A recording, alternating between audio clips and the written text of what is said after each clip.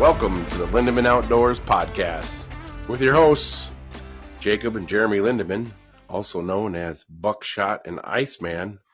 Today we have a special guest coming out of retirement, Tommy-2-Tones. For those of you that listened to the Lindemann radio station back in the day. Was that in Lindemann, Tommy, or where was that when you were in Bemidji? Well, Tommy-2-Tone was in Bemidji, but it's followed me over to the Lindemann station. Yeah, Tommy is one of the color commentators for the Lindemann Wobbin Thunderbirds.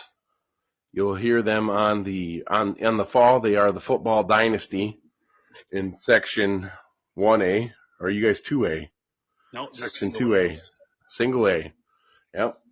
Section 1A dynasty. They won more state championships than I think there is state championships. It just rotates every other year from Lindemann to back to Lindemann.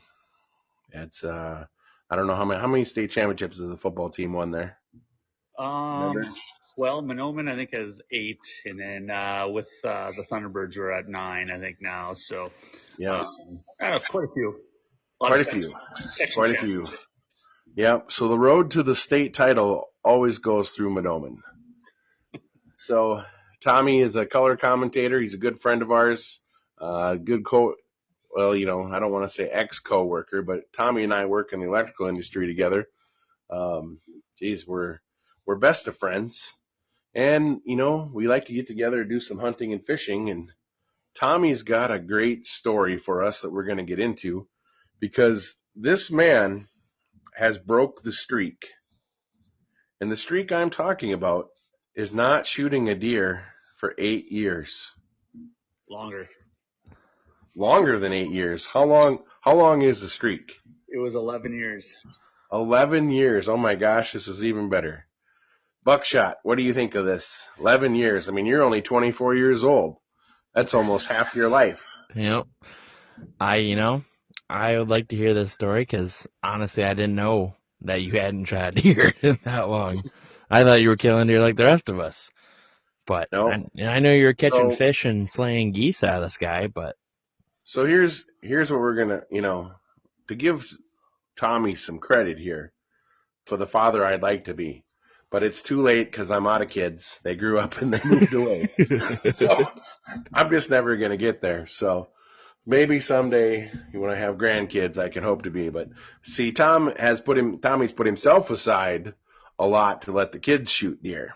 Now, me personally, I would push Jacob out of the way so I could shoot the bigger bucks and catch the bigger fish. I would like to just say that he has done this. Specifically, one of my favorite memories when he pushed me onto a barbed wire fence to shoot a turkey because I was in the way. I don't remember him being. Go ahead. I said that sounds like something that your dad would do. Yeah. I don't remember him being in the way. I just must have just blacked out and just took over and went into turkey slayer mode, which that happens. So, if he was in the way, that's just how it goes. Well, there was a Jake, and I was like, oh, I'll wait for a Tom, and you're like, nah, I'm not waiting. Yes. So then you pushed me down out of my chair. We were in the ground blind. We were in the ground blind, and there was an old piece of barbed wire sticking through, and he pushed me down, and my knee just goes right into the barbed wire, rips my pants. And we were bow hunting. And I have to sit there, and he's like, don't move. And a couple curse words later, he's holding me down with his leg, using me as a couple bipods for his bow, and shot this Jake out the side window. But first of all, this Jake was like walking away at about 30 yards, and I drilled him just right 10 ring in the back. We can at least talk about the shot. It was a good shot, but I still was, kneeling on barbed wire. He's exaggerating. He said he didn't want to shoot it. I merely swiped him aside and then positioned myself to shoot out the window that he was by. So but whatever. But see, Tommy's not that way. Instead, he sets his kids up for success. So a lot of the reason that he hasn't got a deer is because he's been a super dad. So what do you? Yes. Yep. Is this true, Tommy? It is. You are a super dad. It's fun to see the kids hunt, and I mean, nothing gives you more thrill than actually watching them shoot their first deer. And I was actually with Jeremy and brought my kids up to land of Winaska back when you guys lived up there. And yeah, he invited me up for youth opener over MEA weekend in October. Set us up perfectly. We just walked right off his deck out into the woods, and I set up with my son Tate and Jeremy, and then my oldest son Cooper, who was too old to take part of the youth hunt, but wanted to be part of the action and the fun, and just fell in love with your family. So he sat with you and or with your dad there and Morgan, and it was amazing. I mean, we got there about what time? 3:30 in the afternoon on Thursday. Yeah. Close to 4. So you got to realize we only had a couple hours to hunt before dark, and we get up in the stand, and just knowing what it's like when that first deer walks out, you got that gun in your hand and you get that buck fever, your knee starts to shake, you're breathing heavy. And I knew that was going to happen. And so we got set up in the stand, big stand, beautiful stands, by the way. Those were awesome. 8x8, all insulated, curtains in there, binoculars. I mean, it was like a guided service. It was unbelievable. And I told Tate, they said, just set the gun off to the side. He's like, what if we see one? I said, that's okay. Just, we'll see plenty. And, he didn't realize it at the time, but I was just trying to calm his nerves for him. And, sure enough, we ended up seeing a grand total that evening, him and I, of 18 deer. He actually shot the 14th one, and we had, like I said, saw more after that. But, the first 5 or 6, he just sat there, and I would ask him questions as he was glassing them. And I just said, well, geez, is there any horns, look, and we were just going after some does anyway, but, he's kind of describing in detail, which one looks bigger, the second or the third, or is the fourth one back there? And, and I could just see it working. It was actually just kind of slowing his heart rate. He was calm, very excited when he first saw him, but like I said, just patience, and it worked out great. Everything kind of came to fruition for him on shooting his first deer. Had a beautiful shot at probably about 90 yards, and dropped her. And he was just so giddy. It was just awesome. Here to find out, Morgan and Jeremy were in the other stand with Cooper. They saw 23 that same night. And my daughter, she's a little bit different. She's a little bit more picky. She'll kind of she'll pass up on anything, and. Even if it's a small buck, it's like, I've seen bigger, So, but I was also with her on her first deer as well. And that ended up being a doe, and it ran for a while, had a little bit of a blood trail. So, that was really fun. But yeah, it was great. It was a lot of fun. And those memories just kind of sit with you. I was with my son Cooper too, when he got his first nice long shot, is probably over 200 yards. And, like I said, it's just, I'm so happy when they get one, and you're just beaming with pride. It's a happy dad moment for sure. But I'm kind of like getting to be like you now, Jeremy. It's like, okay, you kids, you've had enough. Trying to push you into some barbed wire and get one of them. Well, and I will say, to be completely honest, my hunting career is, I've been hunting since I was 10 years old, and some of the best memories or some of the best years of my hunting career was hunting the youth season with the kids. So, I mean, that's when my kids got too old, and, your kids were young enough, and, and we had a doe infestation problem. Our doe to buck ratio was way off on our little ranch there. We had 50 some does on 100 acres, and they were just, eating themselves out of house and home. And they were literally keeping the bucks off of that property, except for a couple days during the rut, because they'd eat up all the food, and the mature does would run the young bucks off. And, so we needed to do some doe management, and what a better way than the youth season. Your daughter is just a crack shot with a rifle. Good Lord. I wouldn't want to be I hope no boy ever wrongs her, because, they ain't going to find that boy. He's going to be buried in a swamp somewhere. One shot, one kill. I probably shouldn't say that if we're making this kid friendly, but never mess with her. That girl can shoot. You can shoot, that's for sure. Yeah, and all your kids can shoot. I mean, it wasn't we still, that one when Tate was hunting with me that he shot over top of, we blamed you for not sighting the rifle in properly, but it turns out that was a little bit of buck fever was the culprit, because you guys went back and sighted the gun in and it was dead on. So Hey, it happens to the best of us. that's right. But it's and like one thing I love about you guys too is you're diehards. I mean, you're going to football games, you're not getting home till midnight, and you guys are up at 5:30 in the morning out setting up goose decoys or getting in the deer stand. And I love following you guys on Instagram, seeing all your all these mallards and geese that you guys kill around there. Jacob, did you ever get any invites to go hunt down there with them guys on that? Nope. No, I don't. Geez, let me check my. No, I didn't either. But Nope. but hey, that was great to see you guys kill all that waterfowl. I mean, these 30 Bigfoot decoys that I have that just sit in the rafters of my shed. We're just these bow hunting, it just gets in the way. If deer would cooperate, we could go bird hunting more if the deer would die first weekend archery season. They just don't seem to do that, every once in a while. But to be honest, we're usually chasing some big bucks that we got on trail camera. But no, I love how you guys are outdoors people and you live that outdoor lifestyle. And I just think that's just really cool. And so I was excited to get you on here today so we can talk with you a little bit about that stuff.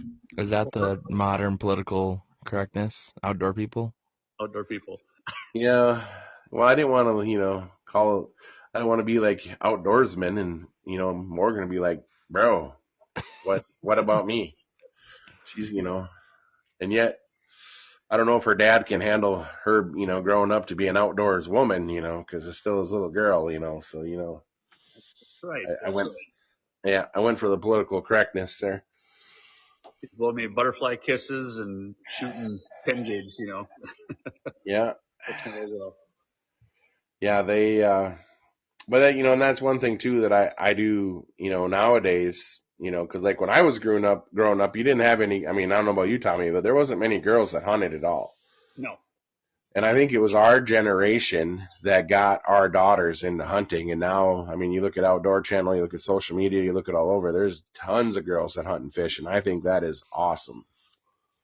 Well, one thing I've learned over the years, with kids, so if you're a hunter and it's the kids are coming to that age where they can start joining you in the deer stand or out in the hunting blind. One thing I learned is kids don't have a lot of patience. They want to play around, mess around a little bit. But what's worked for me anyway, I'm not saying this works for everybody, but what's worked for me is you got to make it fun for them. Yeah, we are diehards. We love to get up in the morning, get out there, and but we'll maybe only sit for maybe 3 hours or something like that. And, you can just tell the patience is starting to kind of go away, and, so you want to kind of keep it fun, keep it fresh for them. So, when they start to, hey, Dad, can we go now? I'm kind of bored, yeah, that's when you want to try to pull it and, go do something fun, maybe come back in the afternoon and sit for the evening hunt or something. And, that has actually worked really well for me where, I look at my boys now, especially. I mean, they are out constantly. In fact, I'm trying to get invites with them. They're going out with their now. And, it's like, yeah, we're gonna go goose hunting tomorrow over, the old State 40. And I'm like, all right, what time are we going? Well, you're not going. It's just me and my friends, Dad. And it's like, son of a. So exactly, I know how that is. Yeah, it's and like you said, you want to make it fun for them. You want them to be comfortable too. I mean, you want them, we used to bring a ground blind out and we would bring a buddy heater and sit in that ground blind just to, help keep them warm. And you got to have snacks, as we've always said on this podcast. Every successful hunting trip is snacks are a key component. Yep. And then when those kids are little and, you hate to have them looking at the devices all the time, but it doesn't hurt every once in a while to be like, hey, let's play a game on this phone and while we're looking for deer and, keep them occupied. But, you just got to get them out there and get it in their blood. And then, like you said, now look at your boys; they're taking off and they're forgetting to bring the old man with them. Exactly what's happening. And it's funny you talk about, doing some fun things with the phone. Yep, there's days where, the weather's so nice, it's just, they're not moving. But you want to be out there early so that they don't detect the deer. So my boy and I, we're out there this year. And so we're pretty close to a cell tower. So we had excellent reception. So we figured, well, what the hell? We'll throw on some Talladega Nights, and we watched the whole episode or the whole movie, and classic. We were laughing so hard. It was great. Of course, still trying to be quiet, but Yeah. you gotta teach the kids those fun things too. I remember as a kid, because it was kind of before like the whole, well, not that young. I'm not that old, I should say. But I remember you got me to add a Game Boy, and then would just have it on mute when I would go when we were pretty young. I remember I had a little Game Boy with just some Mario. Mario and Tecmo Football. It helps pass the time. Yeah, especially when you're, kids don't have the longest attention spans, and I mean, who hasn't sat in there? And it's important to, you got to, like you said, you don't want to pressure them. You want to bring them up the right way. You got to teach them, how to walk in the woods, how to sit and be quiet, how to be patient, all that stuff. And I think it just, like you said, you don't want to make it a miserable experience, because then I don't think that they just won't stick with it. Right. So a little advice for you dads out there. But anyway, let's transition into why we're here, because the youth season was part of this streak. Was there any missed shot opportunities that also led you to the 11-year drought? Or was it mostly, tell us about, if you can kind of summarize how you got to 11 years. I mean, obviously we know the hunting with the kids was part of that, but did you have years you just didn't hunt as much? Did you have years you had opportunities that you missed? Or did you have wrong stand, wrong time-itis? Or tell us a little bit about how we got to 11 years. That's a little bit of a mixed bunch.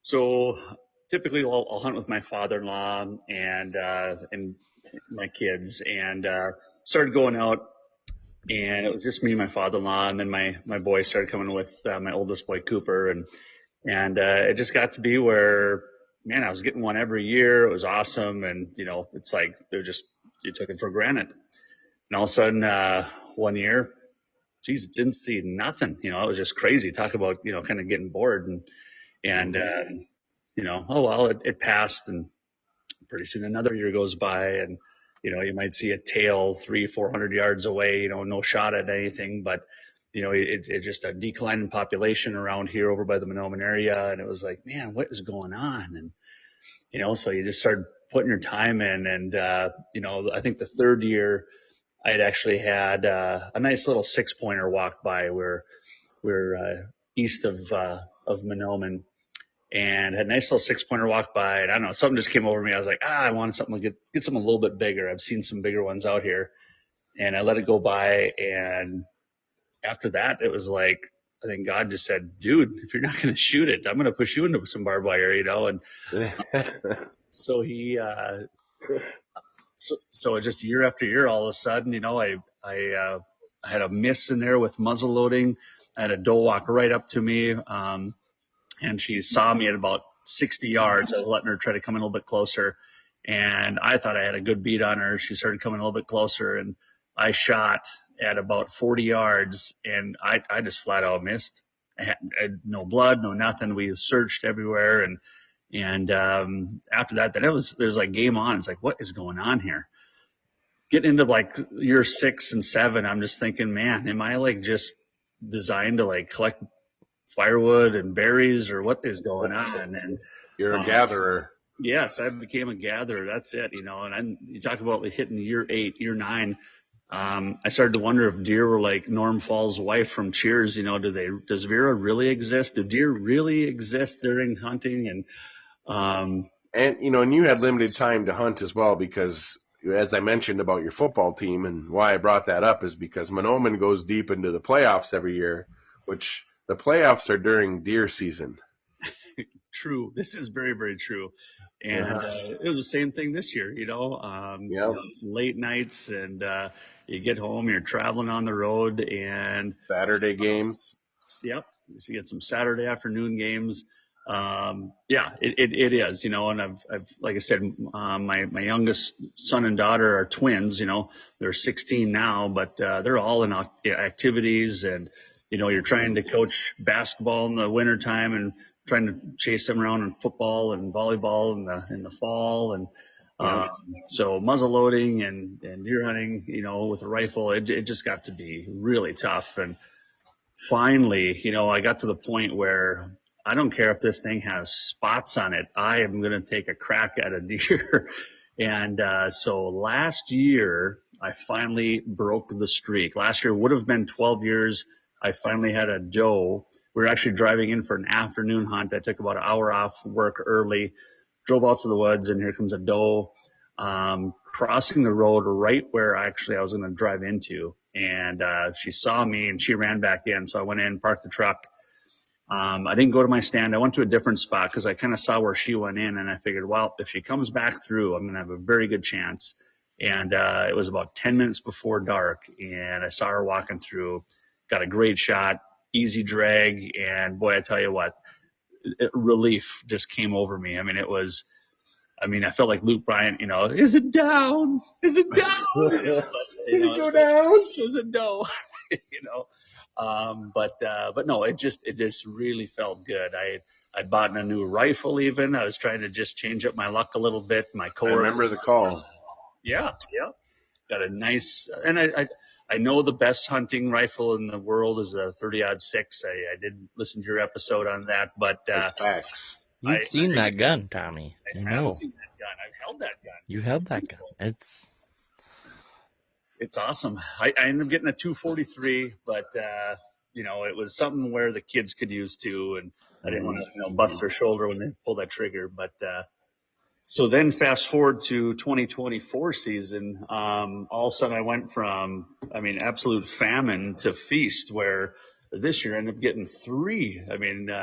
Got a nice 8-pointer, got a nice little spike buck and a doe, you know, party hunting. So, now, which is legal in Minnesota for all you listeners from other states. You can party hunt in Minnesota, and if you got a group and you got a bunch of tags, you fill the tags. So, and better yet, we filled the freezer. You know, it was year after year.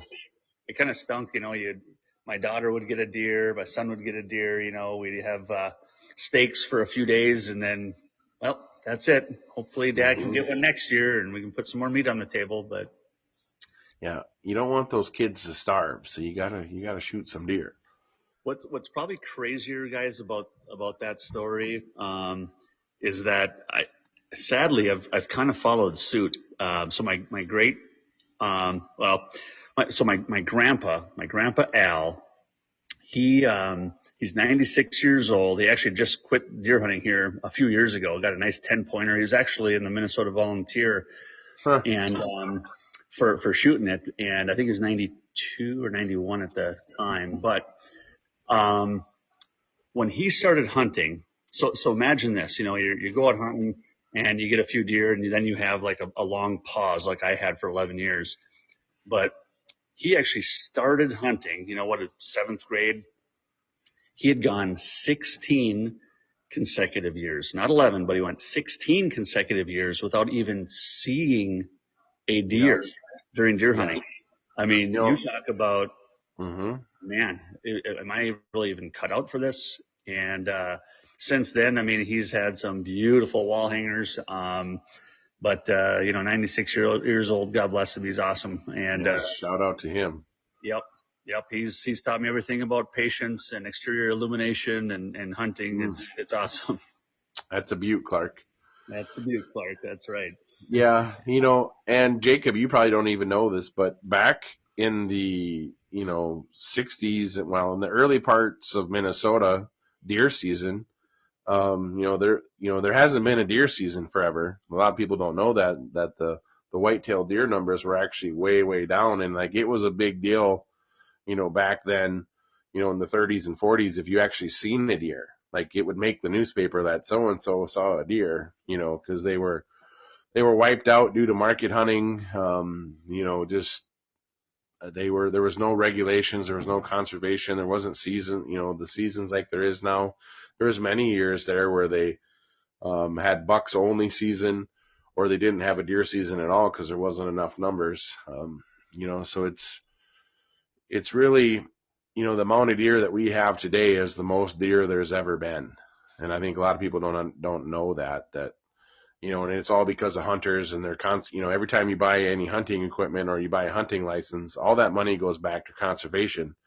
Yep. And they manage this deer herd, and they have public land for them, and they protect them. So you get these anti-hunters that, try to send this message of hunting's bad, and actually it's the exact opposite. Without hunting is conservation, and without hunting, we wouldn't have wildlife that we have. So I'm gonna step off my soapbox right now, but you mentioned something about muzzleloader hunting and having a miss. Jacob and I can attest to you. Well, only on one field. Oh my God. We have this farm that we hunt that we've both had opportunities at giant bucks on with a muzzleloader. Well, here's and literally. let me say this. It doesn't even make sense. The first time, it's like, this is December.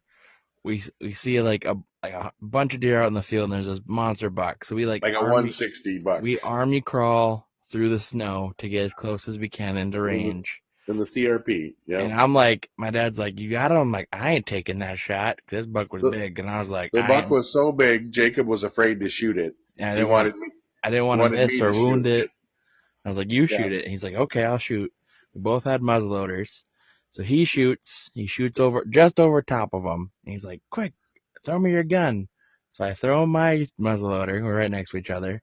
And he aims, and he goes, cover your ears. and poof, and dink, dink, dink, fireball bounces across the snow. The muzzleloader sounded like a cap gun. Yep. A little fart of a flame shot out the front, and you literally saw the powder and the ball like bounce like 30 feet in front of us because it was still glowing, and we're like, what? It would look like a cartoon gone bad. And we're like, and then the deer, of course, run away, and we're just looking at each other like, what just happened? Fast forward 10 years, like almost to the exact day. Yep. We're sitting there on the same field, like 30 yards from the same spot, and a buck comes running past us out from the woods into the field, a nice big buck again, and we're like, oh crap. This time I go to shoot, I shoot just over top of him, and then and then my dad takes his gun and takes aim at it, and again, ding, ding, ding, thing. Fireball. And the worst part is, this wasn't the same gun that did the fireball, misfire. It was there's some mystical force there that won't let us shoot a deer there. With a muzzleloader, it doesn't make sense. Misfiring, and I've only had a muzzleloader misfire twice in my entire life. Both of those occasions at this field. It doesn't make sense. And they're like, we still have the same guns. We've shot multiple deer with them. Monster bucks. The only time. That stinks. That really stinks. I could imagine just, It's just crazy. It's just like, we can't kill anything there, and there's, The last time, we weren't even mad. We were just laughing because it happened again. We're like, what in the heck are the odds of this?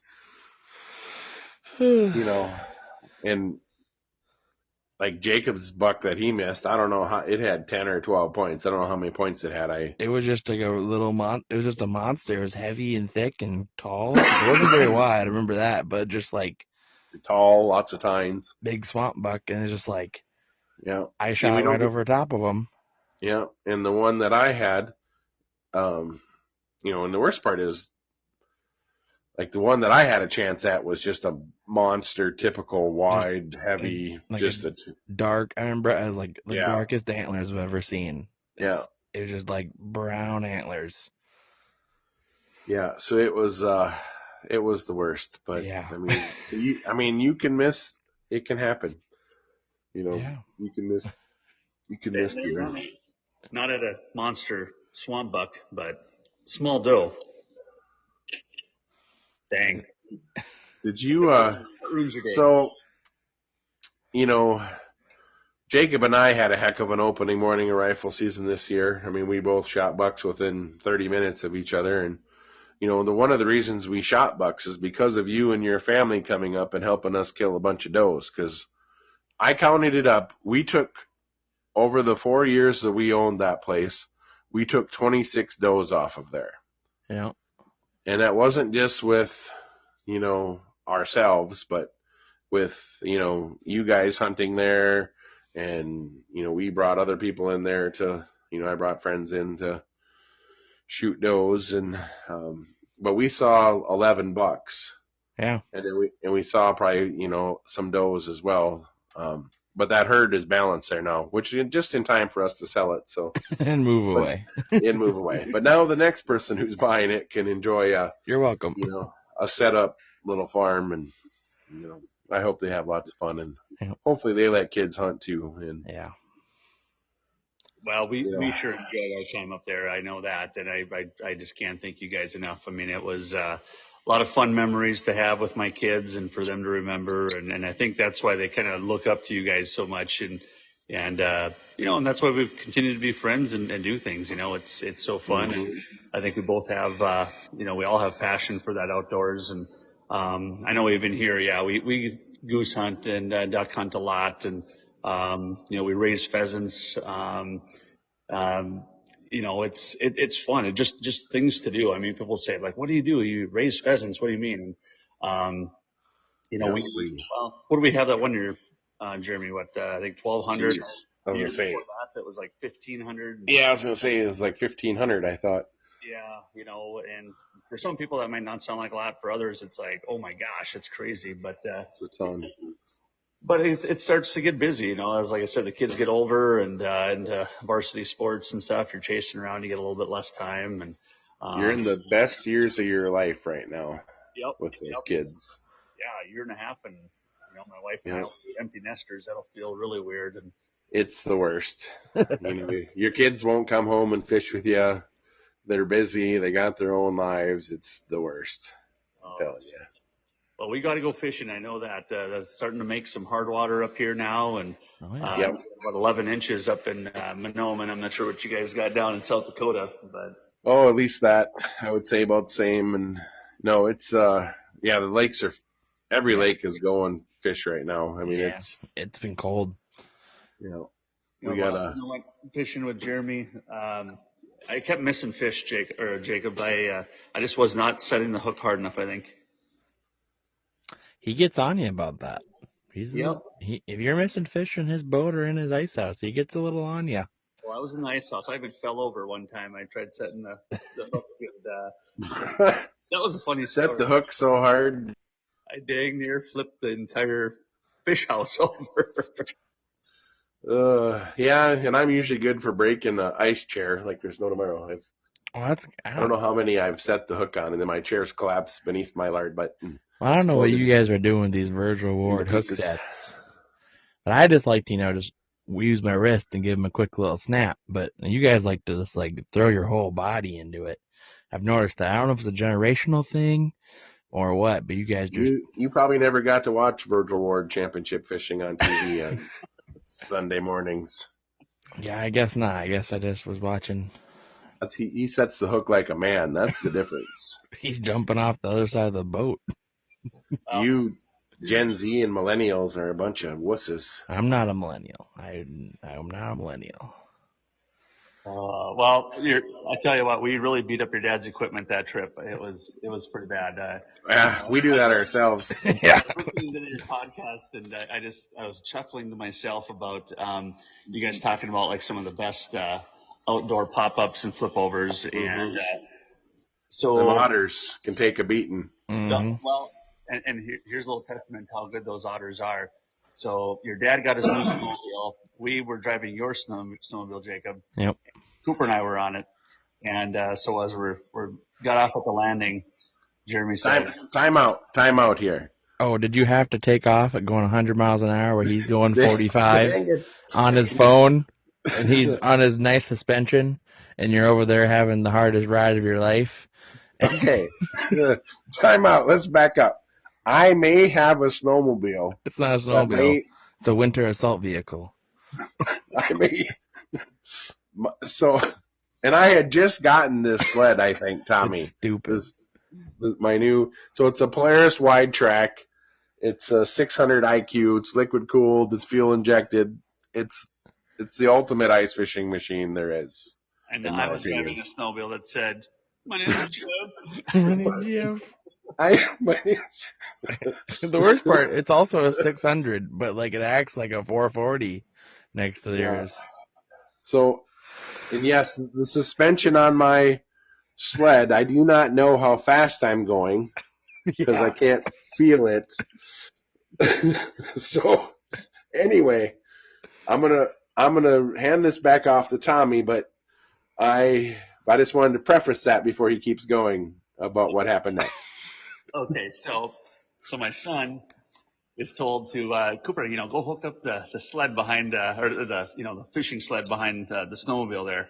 So Cooper goes over, and I think what happened was he was supposed to go through 2 holes with the pin. Well, he might have missed that and only put through 1, and so there's a lot of play there. And so we take off, and your dad's like, "Just follow me," and all of a sudden, there is a dust cloud, and I'm like, "Wow, I think you went in this northwesterly direction." So, when we stand the sleigh, well, we know we've gone too far.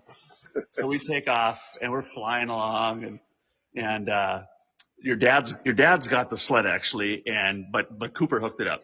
He's gonzo and not feeling nothing behind him. And finally, we kind of catch up, and all of a sudden, I see Jeremy going one way, and I see the sled slightly going the other way, and I'm like, huh, what the heck? And all of a sudden, the hitch on the sled catches and digs into the snow, and that thing flew up. If it wasn't 30 feet, it was at least 35. And there were minnow jugs, buddy heaters, there were seats, there were some brats your dad made that were humongous brats. Like, Wrong casings. That's another story. Right. And I was like, for God's sake, save the snacks, and there was just stuff everywhere on the lake. And I look back at Cooper, I'm like, "Did you hook that up right?" And he goes, apparently not. Jacob's been there before picking up stuff behind the urban assault vehicle that come loose. Because he can't tell when something falls off. There was one time on Lake Winnipeg where the sled came off and I stopped to hook it onto my sled. And I look up and I'm like, oh, I'm alone. It's not my fault that I have a snowmobile that somehow can enter wormholes. And it's not a snowmobile. It's a winter assault vehicle. Well, luckily we picked everything up, and by the grace of God, we were actually able to find the pin of all things over on the big water. I couldn't believe it. So by the time we got everything hooked back up, I think your dad finally turned around after about a 200-mile jaunt without looking back and realized, I'm alone too. I found that. I said, "What happened? You lost your sled, man." So, Yep. But anyways, all was good. Nobody was hurt. No one lost any limbs or bled to death. So, but it was a fun, memorable experience. I was like, well, hook up. Let's go. We got to get out there. It's not like I have a crappy sled. It's a nice sled that goes fast. It just can't compete. But those are the fun trips, like I said, that keeps your kids wanting to go, and like I said, that's what's so fun, when you can get a big group of guys together. I mean, nothing more fun than a couple dads and their kids, and excellent. Yeah, that's for sure. Yeah. Next time we'll have you on, we'll let you tell the story of the epic homemade rain ponchos. Mm. We'll leave that little for the next one. People gotta tune in next time. Yeah. So Tommy, you got to send Jacob a picture of your 8-pointer so we can have it for some cover art. Yeah, for the thumbnail. Yep, for the thumbnail. Okay. So that'd be great. And Yep. But no. Yeah, Tommy, thanks for coming on. We'll probably have you on again because no one helps me make fun of my dad more than you. So. Well, thanks for having me, guys. I'm honored. It's awesome. Yep. Tommy, you can say the honors of saying our end of the podcast catchphrase, which if you don't know, it's go out there, fill the freezer. Well, folks, thanks for joining in, and make sure to go on out there and fill the freezer. There it is, folks.